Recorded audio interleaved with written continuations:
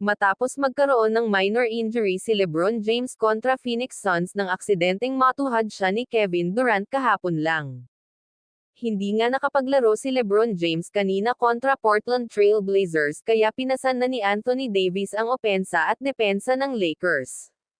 na kung saan nagtala si Anthony Davis ng 30 points, 13 rebounds, 6 na assist at 3 blocks para pangunahan ang Los Angeles Lakers sa panalo kontra Portland Trail Blazers sa score na 116-110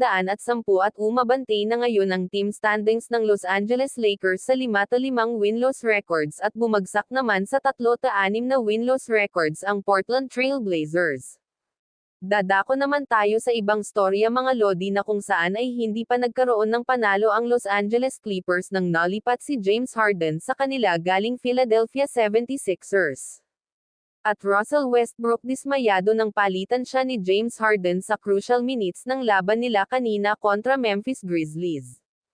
na kung saan tinalo ang Los Angeles Clippers ng Memphis Grizzlies sa score na 105-101 at nanguna sa Memphis Grizzlies sa scoring si Desmond Bane na nagtala ng 27 points with 6 na assist.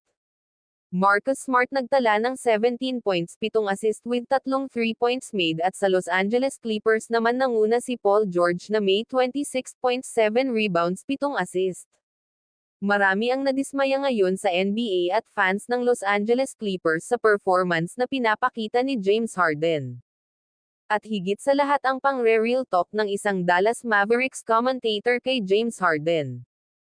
Masyado daw spoiled si James Harden sa Houston Rockets pero lumipat lang daw ito sa Brooklyn Nets at sa sumunod na taon lumipat siya sa Philadelphia 76ers para makipag-tandem kay The Process Joel Embiid pero nang ayaw niya ang sistemang pinapatakbo ng Philadelphia 76ers ay humingi na naman daw ito ng trade sa Philly at ngayon ay napunta siya sa Los Angeles Clippers at sa pagpasok niya rito ay wala pang panalo ang Clippers kahit isa.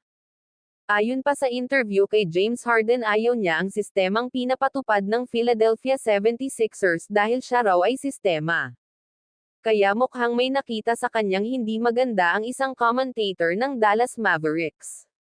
Sa kabilang dako naman mga idol dahil nga sa pag-alis ni James Harden sa Philadelphia 76ers ay mas lalong nabigyan ng minuto si Tyrese Maxey at na-showcase niya ang kanyang talent at sunod-sunod ang panalo ng Philadelphia 76ers na may 8 straight wins kaya nangunguna na ngayon ang Philadelphia 76ers sa team standings ng NBA nang matalo nila ang Indiana Pacers sa score na 137-126 na kung saan umiskor si Tyrese Maxey ng career high na 50 points with 7 rebounds 5 assist at si Joel Embiid na nagtala ng 37 points 13 rebounds with 7 assist kaya nangunguna na ngayon sa NBA ang Philadelphia 76ers sa team standings na may 8-1 win-loss records. Naging Player of the Week si Joel Embiid ngayon na nag-average ng 36.5 points per game, 12.5 rebounds per game with 5 assists per game, at umarangkada ang performance ngayon ni Tyrese Maxey na may all-star numbers kaya the future is bright talaga for Philadelphia 76ers.